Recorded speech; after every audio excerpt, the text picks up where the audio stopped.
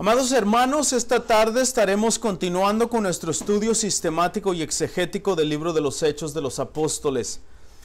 Esta tarde nos estaremos enfocando exclusivamente en los versos 6 al 10 del capítulo 15, en la segunda parte de nuestra serie de sermones titulada La Primera Asamblea de los Líderes. Y el pasaje sagrado en los versos 6 al 10 del capítulo 15 dice las siguientes palabras. Por favor, escuchen atentos la santa palabra de Dios. Dear brethren, this afternoon we will continue our systematic and exegetical study of the book of Acts of the Apostles. And this afternoon we will focus exclusively on verses 6 through 10 of chapter 15 in the second part of our seven sermon series titled The First Assembly of the Leaders. And the sacred passage in verses 6 through 10 of chapter 15 says the following words. Please listen carefully to the holy word of God. Verso 6, hermanos. Entonces los apóstoles y los ancianos se reunieron para considerar este asunto. And after there had been much debate, Peter stood up and said to them, Brothers, you know that in the early days God made a choice among you that by my mouth the Gentiles should hear the word of the gospel and believe.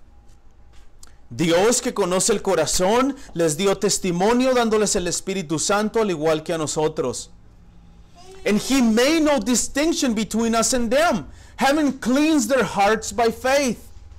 Ahora pues, ¿por qué tientan a Dios poniendo sobre el cuello de los discípulos un yugo que ni nuestros padres ni nosotros hemos podido llevar? Hermanos, en la introducción del sermón de la semana pasada hablamos de un sínodo específico, el sínodo de Dort en 1618, donde representantes de 4 países se reunieron para tomar una decisión crítica al problema de los 5 puntos presentados por una protesta a la iglesia de Holanda. Brethren, in the introduction of last week's sermon, we talked about a very specific synod. This was in Dort in 1618. In this synod, 4 representatives of different countries came together to make a critical decision to the problem of the 5 points presented by a protest to the Dutch church. La semana anterior hablamos de cómo la iglesia de Cristo a través de los siglos ha sufrido diferentes problemas y disensiones, ya sea por temas no muy importantes, pero en algunas otras ocasiones temas de suma importancia doctrinal. Y esto es lo que está sucediendo en la continuación de nuestro estudio en el capítulo 15 en el libro de los Hechos en el concilio en Jerusalén. Es un tema de suma importancia doctrinal. Last week we talked about how the Church of Christ through the centuries has suffered different problems and dissensions, either for issues that are not very important, but on some other occasions, matters of great doctrinal importance. And this is what is happening in the continuation of a study of chapter 15 of the book of Acts in the Council of Jerusalem. This is a highly important and doctrinal matter. La semana pasada hablamos de los 3 puntos sobresalientes que sucedieron con la iglesia de Antioquía y la llegada de los hermanos enviados a la iglesia de Jerusalén. El debate y desacuerdo se suscitó entre Pablo y Bernabé con algunos hombres que llegaron a la iglesia de Antioquía y estaban enseñando a los hermanos que para poder ser salvos deberían circuncidarse conforme al rito de Moisés. Last week we also talked about 3 outstanding points that happened with the church of Antioch and the arrival of some brothers to the church of in Jerusalem. A debate, a disagreement arose between Paul and Barnabas with some men who came to the church of Antioch and were teaching the brethren that in order for them to be saved, they should be circumcised according to the rite of Moses or the law of Moses. La iglesia de Antioquía tomó la decisión de enviar esta cuestión a la iglesia de Jerusalén para que junto con los apóstoles y los ancianos tomaran una decisión de cómo se debería proseguir. Escogieron a varios hombres, entre ellos estaba Pablo y Bernabé, obviamente. Ellos estaban directamente involucrados al haber predicado el evangelio en las ciudades donde habían ido. Fueron otros hermanos junto con ellos que la iglesia de Antioquía había escogido para que fueran junto con Pablo y Bernabé. The church of Antioch then made the decision to send this matter to the Jerusalem church, so that together with the apostles and the elders, they would make a decision on how to proceed in this matter. They sent several men, including Paul and Barnabas, who were directly involved in this matter, given that they were the ones who preached the gospel to the Gentiles in the cities where they went. En su camino a Jerusalén pasaron por dos ciudades, Fenicia y Samaria, en las cuales relataron detalladamente a los hermanos de las mismas ciudades la conversión de los gentiles y las obras de Dios en las ciudades en las que predicaron. Y como recordamos, esto causó un gran gozo en los hermanos de aquellas ciudades. Al llegar entonces los hombres enviados a la iglesia de Jerusalén, la iglesia de Jerusalén, los apóstoles y los ancianos recibieron a Pablo y a Bernabé y les informaron de todo lo que Dios había hecho por medio de ellos. Pero como recordamos, desafortunadamente las contradicciones no se hicieron esperar, y un grupo de hermanos de la secta de los fariseos se levantaron y dijeron a los hermanos: es necesario circuncidarlos y mandarlos a que sigan la ley de Moisés. On their way to Jerusalem, they passed through two cities, Phoenicia and Samaria, in which they narrated in detail to the brothers of these cities the conversion of the Gentiles and the works of God in the cities in which they preached the gospel, giving as a result great joy to the brothers of Phoenicia and Samaria. When the men sent to the church in Jerusalem arrived there, the church, the apostles, and the elders received them, and Paul and Barnabas informed them of all that God had done with them. But unfortunately, as we remember, contradictions were not waiting to come. And a group of brothers of the sect of the Pharisees arose and told the brethren that it was necessary to circumcise those Gentile believers, and to command them to follow the law of Moses. Es aquí entonces, hermanos, en el verso 6 al 10, que esta tarde continuaremos con los 8 relatados por Lucas a la llegada de los hermanos de Antioquía a Jerusalén. Y esta tarde les pido que pongan mucha atención a dos detalles muy importantes en estos 5 versículos. El número 1, esta tarde hablaremos de la continuación de la reunión para determinar el asunto de la circuncisión. Y número 2, esta tarde también seremos testigos de la primera parte de la primera defensa presentada por el apóstol Pedro a la cuestión de la circuncisión. It is here then in verses 6 to 10 that this afternoon we will continue with the events related by Luke to the arrival of the brothers from Antioch to Jerusalem. And this afternoon I want to ask you to pay close attention to 2 very important details in these 5 verses. Number 1, this afternoon we will discuss the continuation of the meeting to determine the issue of circumcision. And number 2, this afternoon we will also witness the first part of the first defense presented by the Apostle Peter to the question of circumcision. Y vamos de lleno entonces, hermanos, con el primer punto de esta tarde, el cual encontramos en el verso 6, la reunión de la iglesia. Y el versículo 6 de este capítulo 15 es la reacción para poner solución a la demanda de los hermanos de la secta de los fariseos. Como recordamos por el sermón de la semana pasada, en el verso 5 se desató un desacuerdo. Este desacuerdo era acerca de la circuncisión y la ley de Moisés. Los cristianos descendientes de los fariseos demandaban que los gentiles convertidos a Cristo deberían convertirse en judíos primeramente para poder después convertirse en creyentes cristianos. Let's go straight to the point then in verse 6, where we will see the church meeting in verse 6. I would like to say that verse 6 of this chapter 15 is the reaction to settle the matter of the brothers of the sect of the Pharisees we talked about last week.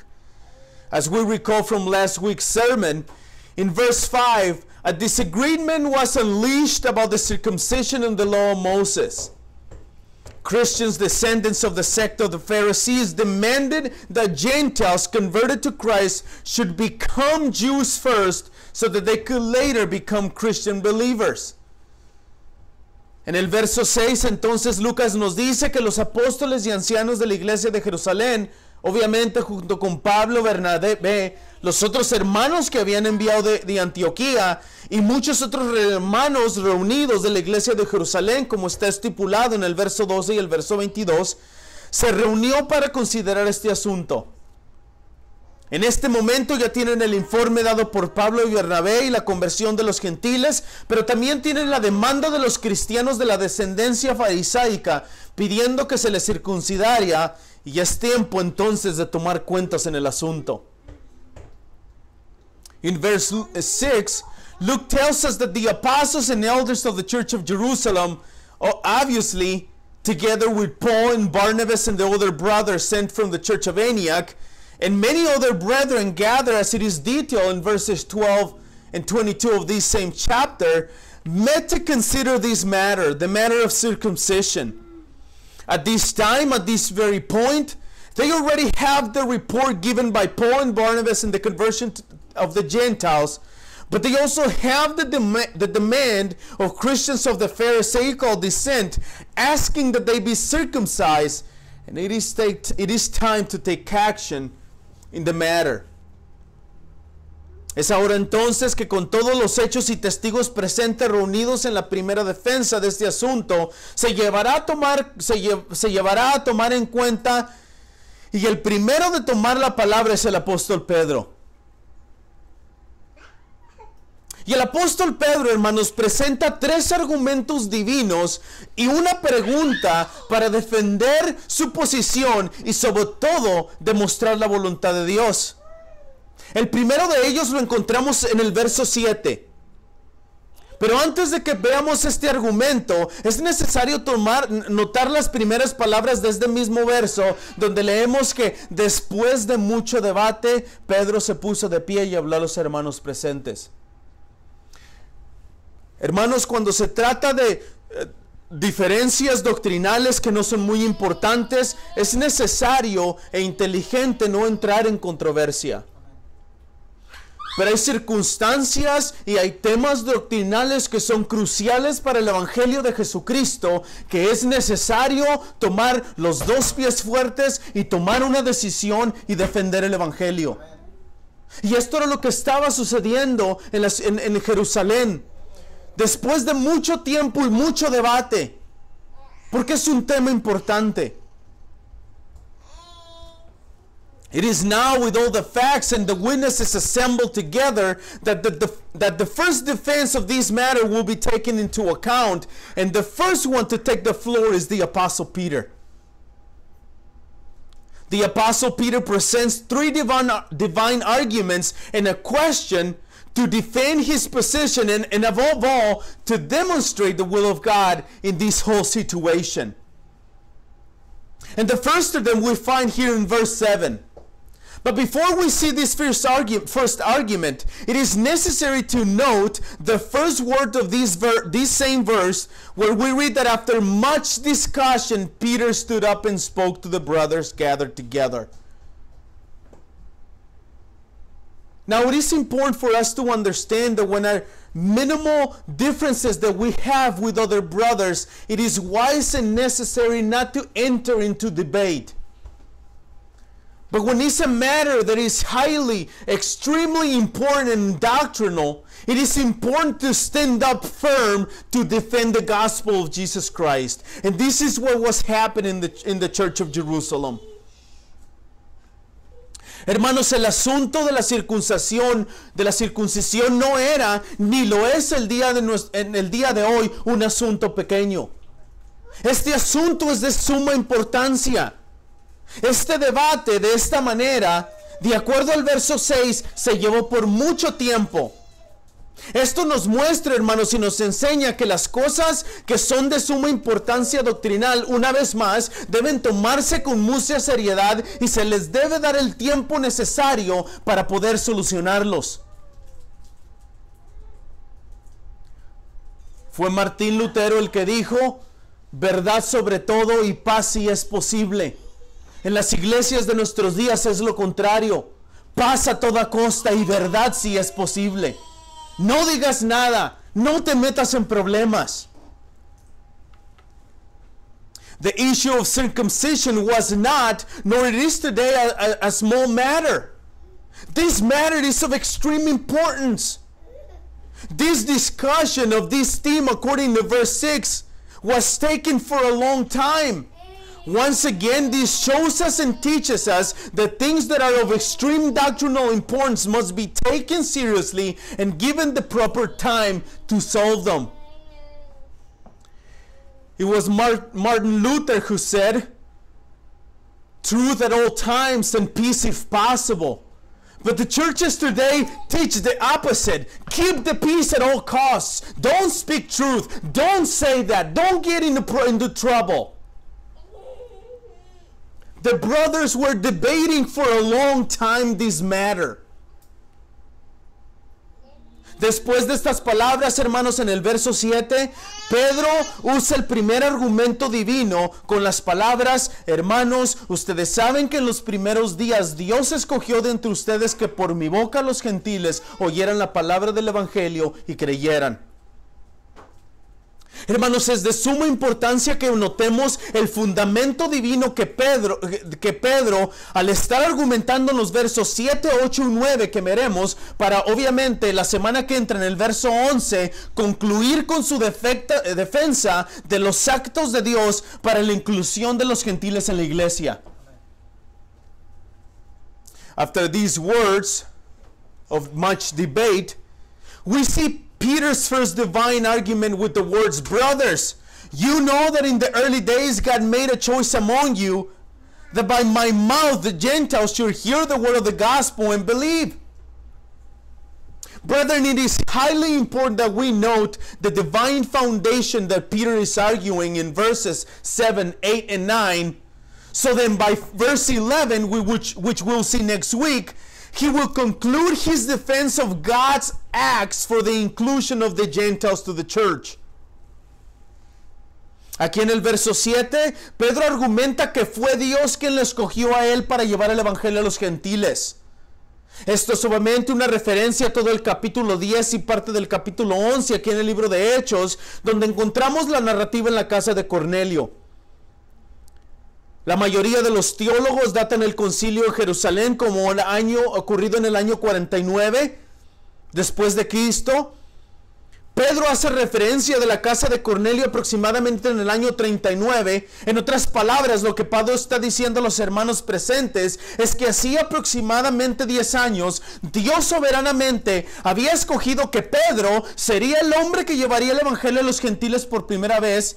No solo que llevaría el evangelio a los gentiles, sino que los gentiles lo creerían para que de esta forma el plan eterno y predestinado de Dios para la redención del mundo se cumpliera con el llamamiento de judíos como de gentiles para formar una sola iglesia, para que reinaran con él por la eternidad. Esto es lo que se conoce en la teología reformada como los elegidos de Dios.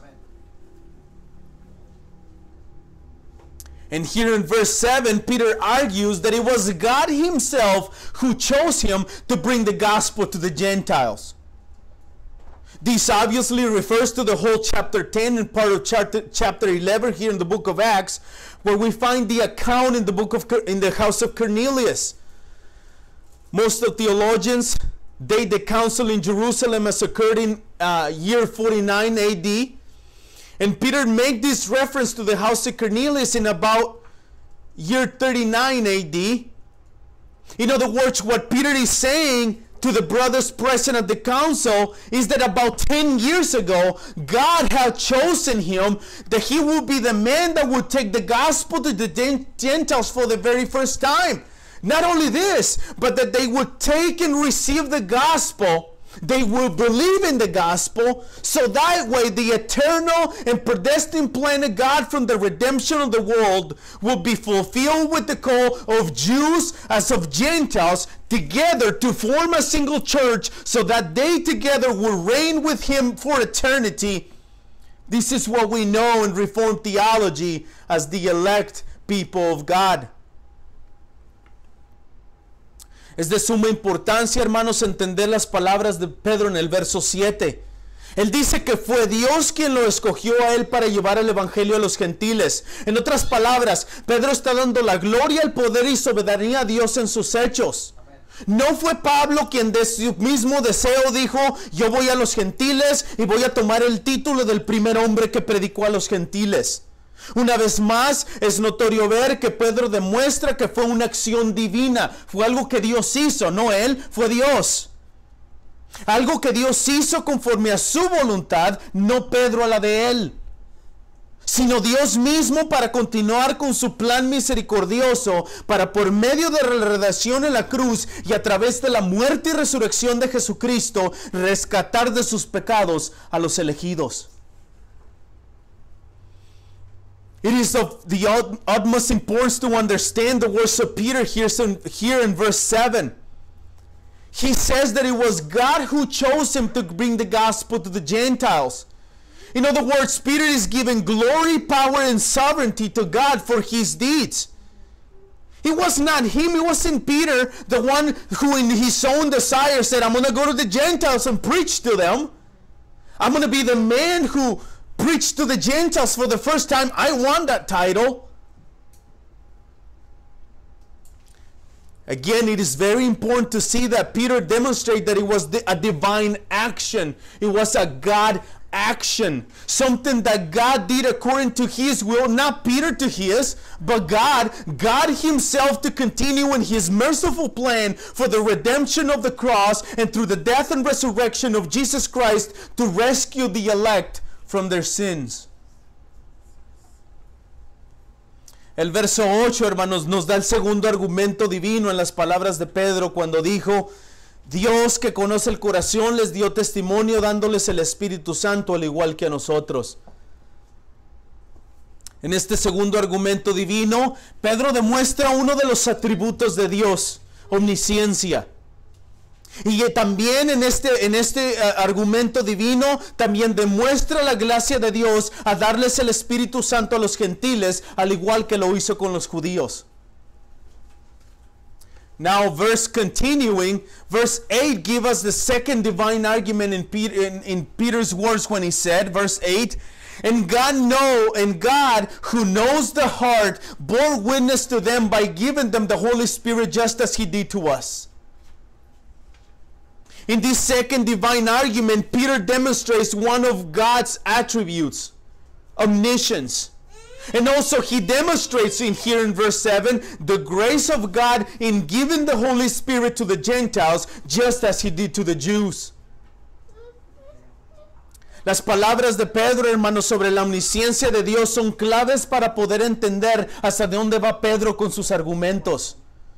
Al hablar sobre la omnisciencia de Dios, y es como solo Dios quien conoce los corazones. Es por esta misma razón, hermanos, porque Dios conoce los corazones de todos los hombres. Por esa razón les dio el Espíritu Santo. En otras palabras, déjenme explicarlo de esta forma. Lo que estoy diciendo es que porque Dios conoce el corazón de los hombres y porque Él sabe qué hay en los corazones exactamente, y sobre todo porque Dios sabe quiénes son los elegidos y quiénes son los salvos, porque a final de cuentas fue el mismo Dios que dio a estos hombres y mujeres a Cristo para que entonces ellos pudieran venir a Cristo. Es porque Dios conoce a cada uno de ellos por su nombre. Es porque Dios los escogió desde la fundación del mundo. Es por esta razón que les dio el Espíritu Santo. Hermanos, si no los hubiera conocido, si no hubiera conocido sus corazones, si no los hubiera enviado a su Hijo, si no los conociera, entonces no les hubiera dado el Espíritu Santo. Peter's words about God's omniscience are key to understand where he goes with these arguments. In speaking of the omniscience of God, and as it is only God who knows the hearts of men, for this very reason, because he knows the hearts of all men, because of that reason, he gave them the Holy Spirit. In other words, let me explain it to you this way. What I'm saying is that because God knows the hearts of men, Because God knows what exactly is in their hearts, and because God knows who the elect are, because God himself gave these men and women to Christ so they willingly could come to Christ, because he knows them by their name, because he chose them from the foundation of the world, for that very reason God gave them the Holy Spirit. For if he had not known their hearts, for if he had not sent his Son, if he had not known them, that he would not have given them the Spirit. As plain as that. Es muy importante entonces, hermanos, que entendamos que estos gentiles, quienes recibieron el Espíritu Santo en la casa de Cornelio, no lo recibieron el Espíritu Santo por la obediencia y el cumplimiento de la ley, sino por creer en la palabra de Dios. Escuchen la predicación de Pedro a los gentiles en la casa de Cornelio en Hechos 10, 43 al 45. Pedro dice, de él, o sea de Cristo, de él dan testimonio todos los profetas. Escuchen las palabras, que por su nombre todo el que cree en él recibe perdón de pecados. Mientras Pedro aún hablaba estas palabras, el Espíritu Santo cayó sobre todos los que escuchaban el mensaje. Todos los creyentes que eran de la circuncisión que habían venido con Pedro se quedaron asombrados. ¿Por qué? Porque el don del Espíritu Santo había sido derramado también sobre los gentiles. El mensaje predicado por Pedro en la casa de Cornelio, hermanos, fue que todo el que cree en Jesús recibe perdón de pecados. No solo eso, todo aquel que recibe perdón de pecados también recibe el Espíritu Santo de Dios como sello de propiedad de Dios. It is very important that we understand that these Gentiles who received the Holy Spirit in the house of Cornelius did not receive the Holy Spirit for the obedience and fulfillment of the law of Moses. They received the Holy Spirit because they believed the Word of God. Listen to part of Peter's sermon to the Gentiles in the house of Cornelius in Acts 10:43 to 45. This is what he says. To him, Jesus, all the prophets bear witness, listen to this, that everyone who believes in him receives forgiveness of sins through his name. While Peter was still saying these things, listen to this, the Holy Spirit fell on all who heard the word. And the believers from among the circumcised who had come with Peter were amazed. Why? Because the gift of the Holy Spirit was poured out even on the Gentiles. Brothers and sisters, the message preached by Peter in the house of Cornelius was that everyone who believes in Jesus receives forgiveness of sins. But it doesn't stop there. It continues, because everyone who receives forgiveness of sins also receives the gift of the Holy Spirit as a sign of God, of a seal saying, these are mine now. Este don del Espíritu Santo a los gentiles en la casa de Cornelio no fue por el creer en Cristo más el cumplimiento de la ley. No, fue por creer en la palabra de Dios. Hermanos, la fe viene por el oír y el oír por la palabra de Dios. Amén. Es entonces con esto, hermanos, que entendemos hacia dónde se dirige el apóstol Pedro con estos argumentos. Al demostrar que Dios dio su Santo Espíritu a los gentiles que recibieron a Cristo, al demostrar que Dios no hace distinción entre personas, porque también a los gentiles Dios les dio el Espíritu Santo, al igual que a los judíos en Hechos 2:4, al demostrar estos hechos que son por fe y no por obras, Pedro está preparando el camino para demostrar que la salvación es por gracia solamente y no por obras, para que nadie se gloríe. The gift of the Holy Spirit to the Gentiles in the house of Cornelius was not by believing in Christ plus the fulfillment of the law. No, it was by believing the Word of God. Why? Because faith comes from hearing, and hearing through the Word of Christ. It is then with these brothers that we understand where the Apostle Peter is headed.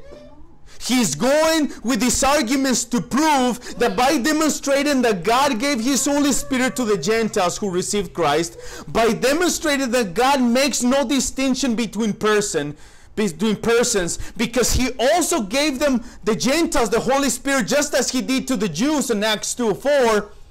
Because these facts are by faith alone and not by works, Peter is preparing the way to demonstrate that salvation is by grace alone and not by works, so no one will boast. El verso 9 revela el tercer y último argumento divino usado por Pedro para defender y preparar el camino para demostrar la salvación por gracia. El verso 9 dice, y ninguna distinción hizo entre nosotros y ellos, purificando por la fe sus corazones. Es necesario recordar que las diferencias entre judíos y gentiles han existido por los siglos. Para citar solo algunos de los pasajes que hacen clara esta verdad es, por ejemplo, Levítico 10:10, Ezequiel 22:6. La orden en la que Pedro pronunció esta acción divina es de suma importancia. Primeramente debemos notar que Pedro hace la declaración de que es Dios quien no hace diferencia entre judíos y gentiles. La segunda declaración es que Dios fue quien purificó los corazones de aquellos que recibieron el Evangelio. En otras palabras, las diferencias y distancia entre gentiles y judíos ya no existen.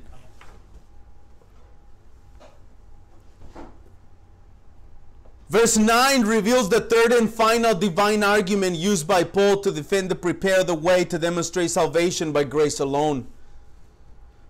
Verse 9 says, and He made no distinction between us and them, having cleansed their hearts by faith.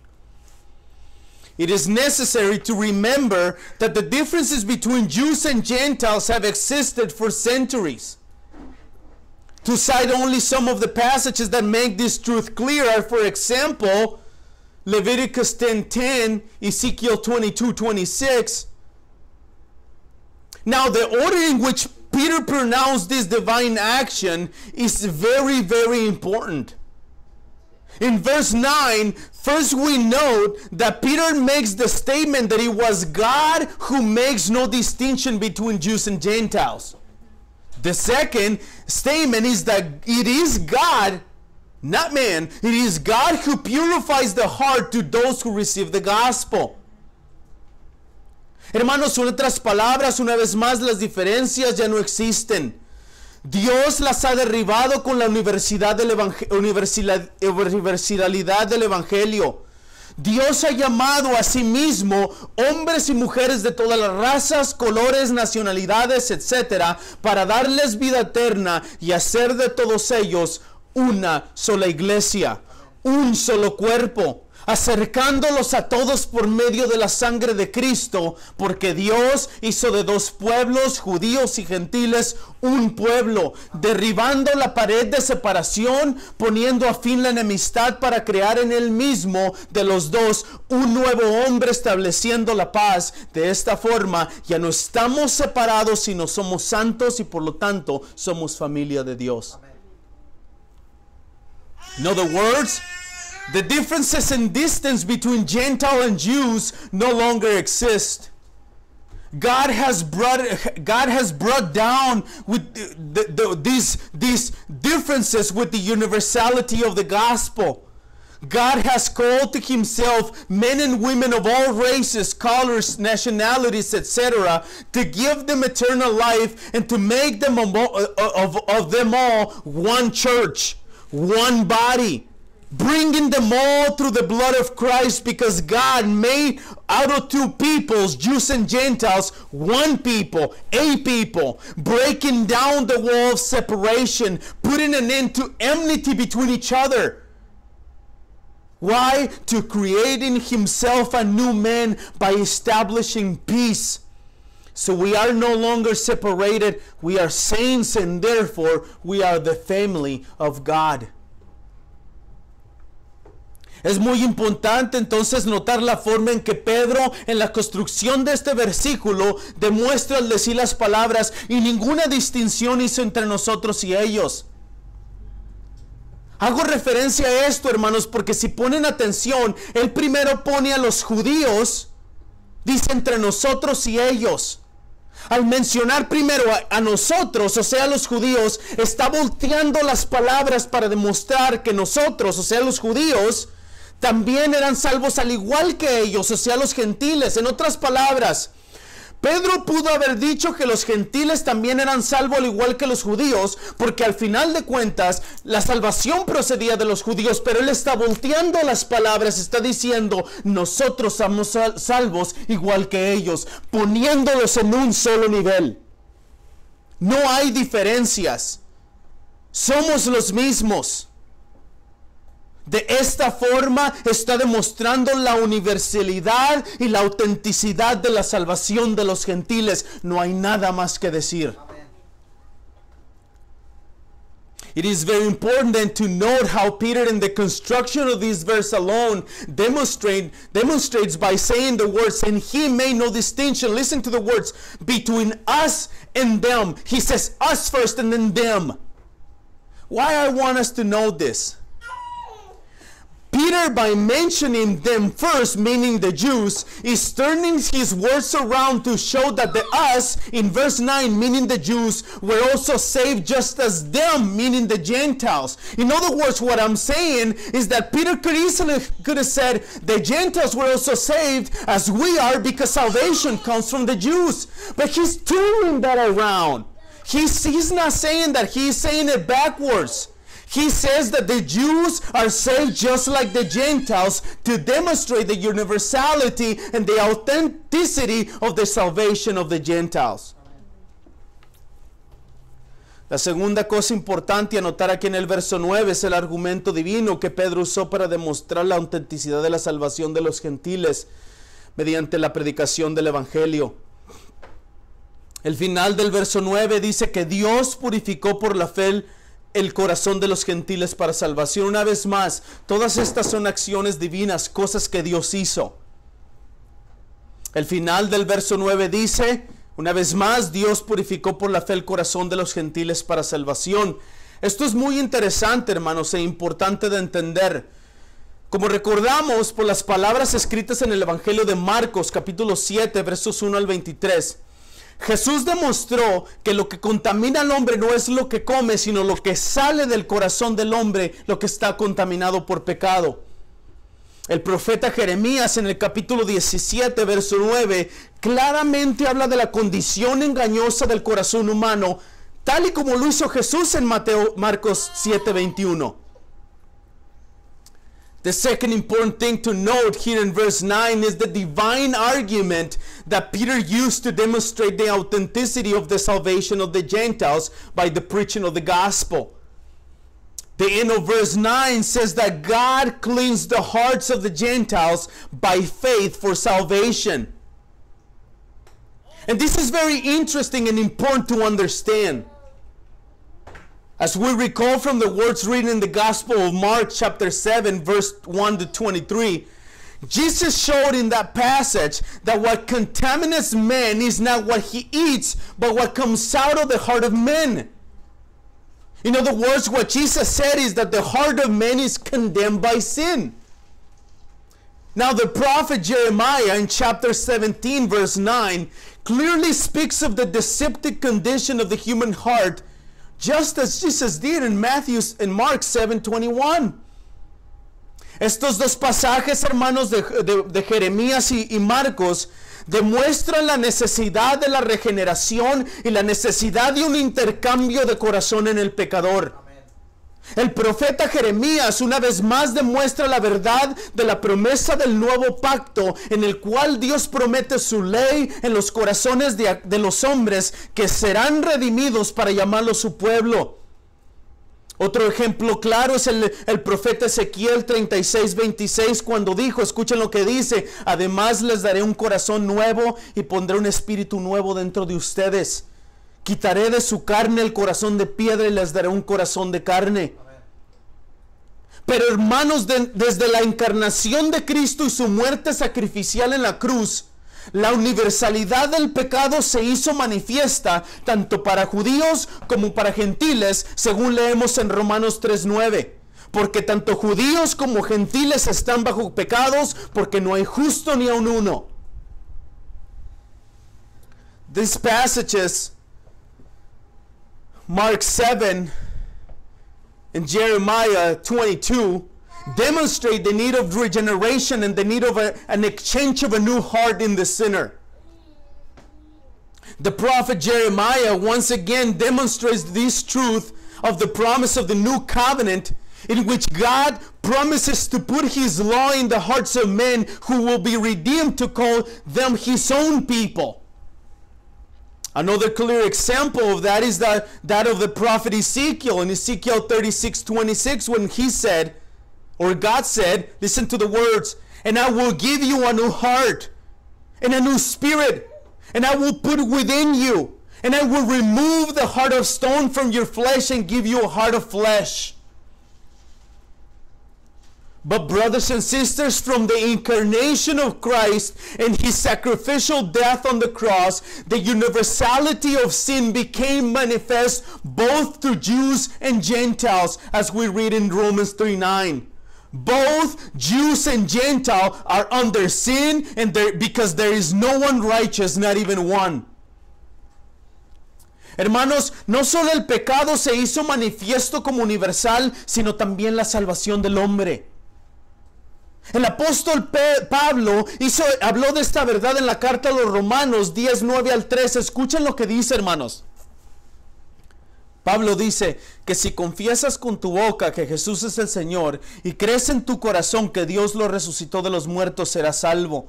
Porque con el corazón se cree para justicia y con la boca se confiesa para salvación, pues la Escritura dice: todo el que cree en él no será avergonzado, porque no hay distinción entre judío y griego, pues el mismo es Señor de todos, abundando en riquezas para todos los que le invocan, porque todo aquel que invoque en el nombre del Señor será salvo. Este pasaje de la carta a los Romanos, hermanos, nos muestra claramente entonces que la salvación es por gracia solamente, a través de la fe solamente y en Jesucristo solamente, y no por seguir la ley de Moisés. Pedro sabiamente y siendo usado por el Espíritu Santo habló y mostró esta verdad en las palabras escritas al final del verso 9. Brothers and sisters, it was not only sin that became manifest as universal in the crucifixion of our Lord Jesus Christ. Salvation was also manifest as universal. The Apostle Paul made this truth clear in his letter to the Romans chapter 10 verses 9 to 13. Listen to what he says. Because if you confess with your mouth that Jesus is Lord and believe in your heart that God raised him from the dead, you will be saved.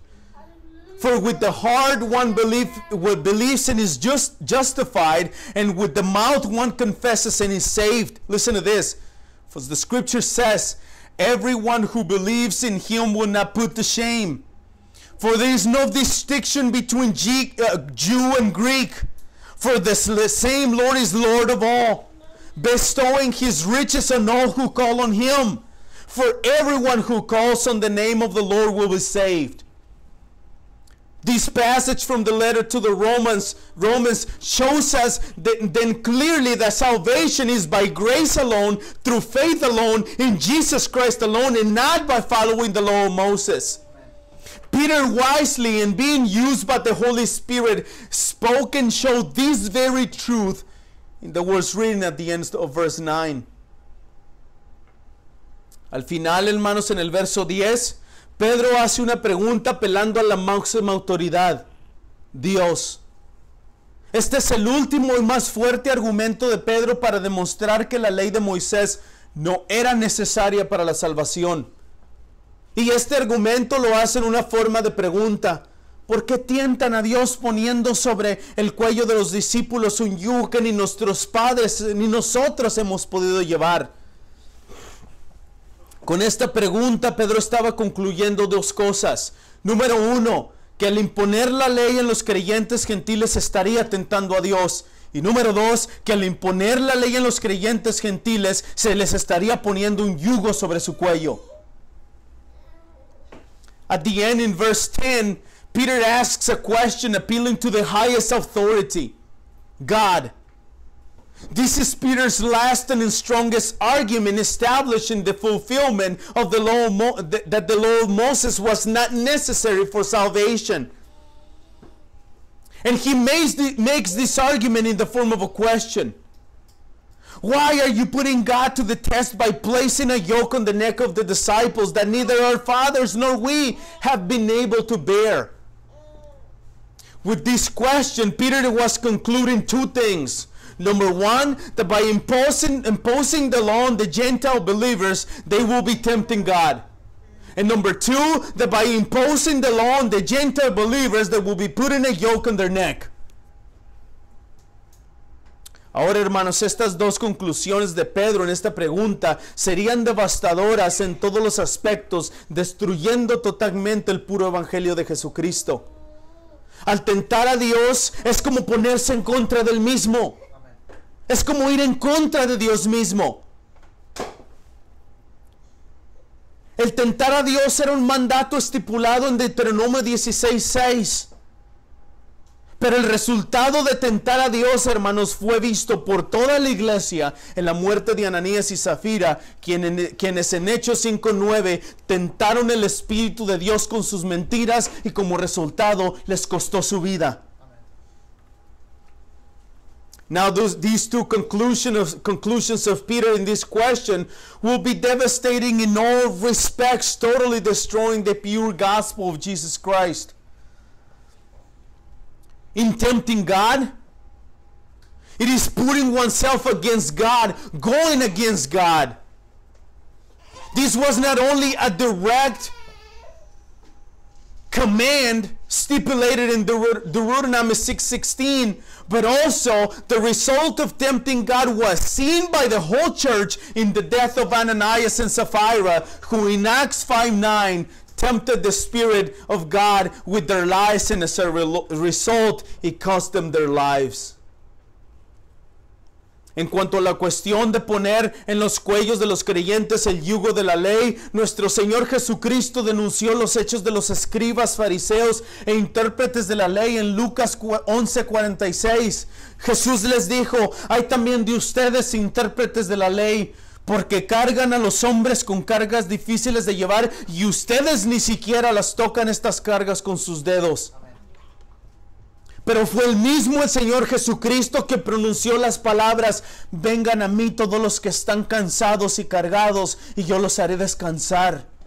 Con estas palabras nuestro Señor Jesucristo estaba cancelando toda la necesidad de obras para alcanzar salvación. Todo aquel pecador arrepentido ahora necesitaba solamente correr a Él, venir a Él. Jesús mismo les daría descanso que por tanto tiempo habían buscado tratando de cumplir la ley que nunca podrían haber cumplido. As of the question of putting the yoke of the law of Moses on the necks of the believers, our Lord Jesus Christ denounced these acts of the scribes, Pharisees, and interpreters of the law in Luke 11:46. Look at what Jesus said to them. Woe to you, lawyers, also, for you load people with burdens hard to bear, and you yourselves do not touch the burdens with one of your fingers. But it was the same Lord Jesus Christ who pronounced the words, come to me, all who are weary and burdened, and I will give you rest. With these words, our Lord Jesus Christ was canceling all need for works to attain salvation. All the repentant sinner had to do or needed to do now is run to Christ, to come to Him, to ask for forgiveness, and Jesus Christ will give them rest. Amen. Something that they had so long sought to do, keeping the law, and they never could do. Amados hermanos, como ya hemos visto esta tarde en la reunión de la iglesia, había algunos hombres que estaban tratando de imponer la ley de Moisés en los creyentes gentiles. Estos hombres estaban tratando de convertir a los gentiles en judíos primero para que de esa forma pudieran recibir vida eterna. Al imponer estas cosas sobre los discípulos estaba cayendo en un error enorme: la necesidad de obras para alcanzar salvación. Dear brethren, as we have seen this afternoon in the church meeting, there were some men who were trying to impose the law of Moses on the Gentile believers. These men were trying to turn the Gentiles into Jews first so they could receive eternal life. By imposing these things on the disciples, they were falling into a huge error: the need of works to accomplish salvation. Hermanos, de esta misma forma en nuestros días, en todas las religiones del mundo, se hace o es necesario hacer algún tipo de obra en orden de alcanzar vida eterna. La Iglesia Católica Romana no solo cree en haber fe en el pecador, sino que también debe hacer buenas obras para llegar al cielo. En el Islam, el pecador, en orden de alcanzar la salvación, necesita tener más obras buenas que obras malas para poder llegar al cielo o tener vida eterna, lo cual resulta en que el hombre alcanza su propia salvación. El mormonismo: la salvación se alcanza por un medio de gracia, buenas obras, ceremonias en sus templos y el bautismo. In the same way, brothers and sisters, in our day, all the religions of the world, it is necessary to do some kind of work in order to be able to attain eternal life. The Roman Catholic Church not only believes that there must be faith in the sinner and grace, but also he or she must do good works in order to get to heaven. In Islam, the sinner, in order to attain salvation, needs to do more good works than bad works in his life in order to obtain life, which results at the end of the day in something that man attains on his own by works. In Mormonism, salvation is attained through a combination of some grace, good works, ceremonies in their temples, and even baptism. Hermanos, pero no hay que ir tan lejos y mirar esas cosas en otras religiones. Aún en las iglesias que se hacen a ellos mismos llamar evangélicos cristianos, existen este tipo de obras y ritos y mandatos extrabíblicos puestos en los creyentes. Frases tales como: si no hablas en lenguas no eres salvo. Si no estás en esta iglesia no serás salvo. En algunas iglesias se obliga tanto a los hombres como a las mujeres a hacer cosas extra bíblicas para, según ellos, mantenerse limpios y poder alcanzar salvación. En algunas iglesias las mujeres tienen que usar un velo en sus cabezas. En algunas iglesias los hombres se sientan a un lado y las mujeres en el otro porque no pueden estar juntos. En algunas iglesias las mujeres no pueden usar maquillaje ni aretes porque no es permitido según sus líderes. En algunas iglesias los hombres, si no tienen un traje en el día del servicio, entonces no se visten como cristianos. But brothers and sisters, we do not need to go far and look at these things in other religions. Even in the churches that call themselves evangelicals, there are such as extreme biblical works, rights, and commands placed on the shoulders of believers. You hear phrases such as: if you don't speak in tongues, you are not saved. If you are not in this church, you will not be saved. In some churches, both men and women are forced to do extra biblical things according to their leaders to keep themselves clean to attain salvation. Women have to wear a veil on their heads. In the church services, in some churches, men sit on the right side and women on the other side because they should not be together. In some churches, women cannot wear makeup or earrings because it's not allowed according to the Bible, their leaders say. In some churches, if men are not wearing a suit on the day of service, then they are not dressed like Christians. Hermanos, déjenme decirles que ninguno de estos ritos está escrito como mandato en la palabra de Dios. Necesitamos saber y recordar que Cristo pagó todo en la cruz del Calvario. Porque la ley jamás pudo purificar los corazones de los hombres. Porque la ley jamás pudo quitar los corazones de piedra y poner corazones de carne en los pecadores. Porque la ley jamás pudo quitar o dar el don del Espíritu Santo a los pecadores. Porque la ley jamás pudo dar vida eterna al pecador. Porque lo que la ley jamás pudo hacer, Dios lo hizo dándole muerte a su Hijo Jesucristo, clavándolo en una cruz. En la cruz, Jesucristo pagó por todos los pecados pasados, presentes y futuros. En la cruz, Jesús alcanzó para los creyentes el que el Padre imputara la justicia de Jesucristo en ellos para poder verlos como justos. Con la ley, el pecador era motivado a seguir la ley por temor.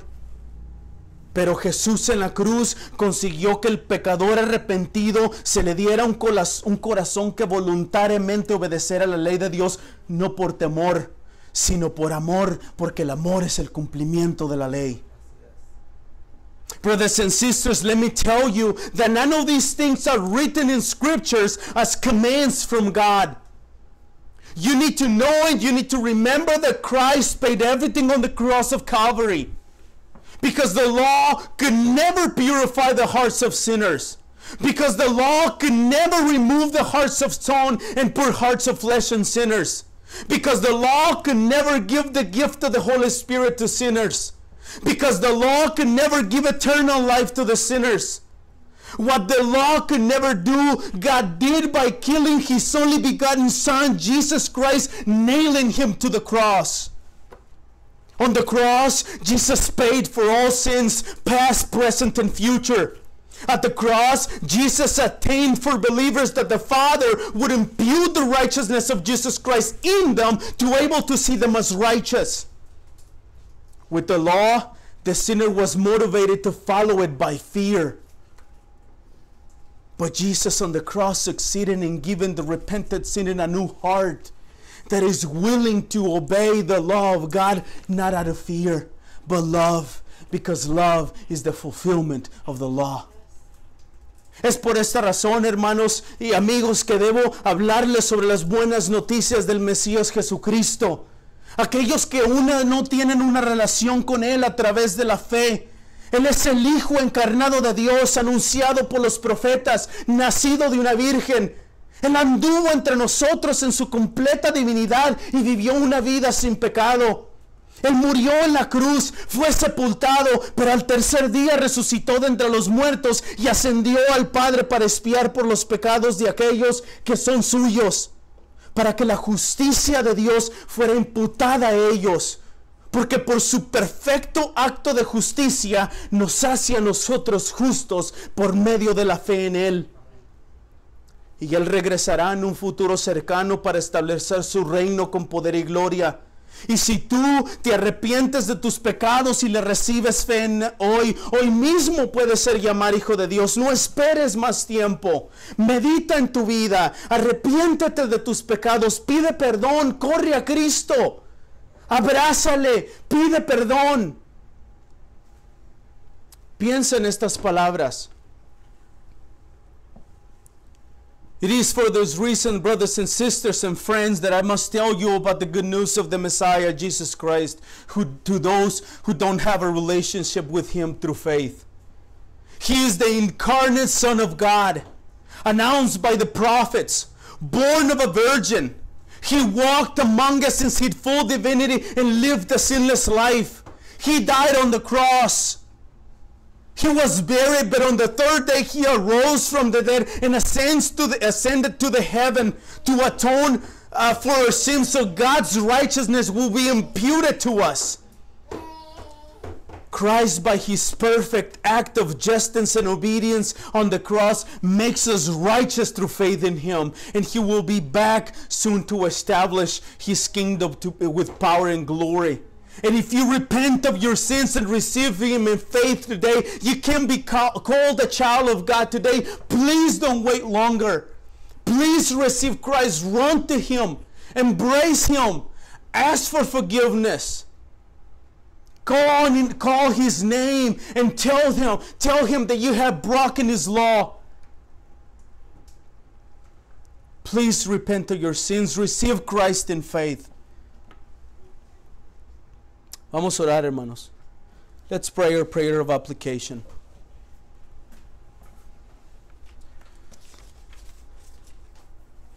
Heavenly Father, as we understand, Lord, that salvation is by faith alone, through Christ alone. Father, help us to see that there's nothing that men can do.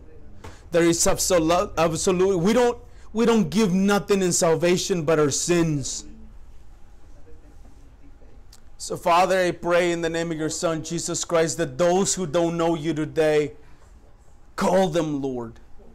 Rescue them, Lord. Save them. Give them a new heart so they can receive the gospel. Change their minds and their understanding and their ideas. Call them, Lord, to yourself. Give them a new heart so they would understand and receive the gospel. Te damos gracias, Señor, por habernos llamado, por habernos dado vida eterna, por habernos escogido desde antes de la fundación del mundo. Gracias, Señor, por llamarnos a tu presencia a través de tu Hijo Cristo. Gracias, Señor, por tu misericordia y tu gracia. Y ahora te pedimos, Señor, que gracias sea una iglesia que predique el Evangelio. Que vayamos afuera, Señor, y hablemos de los hechos y obras de Jesucristo. Que digamos, Señor, los beneficios y las consecuencias de no recibirle. Y Padre, sobre todo te pido que tu iglesia sea santificada. That your church, Lord, will be glorified daily and transformed daily to be more like your Son, Jesus Christ. Father, in your hands I commend gracia. And I pray for them in the name of Jesus. Amen.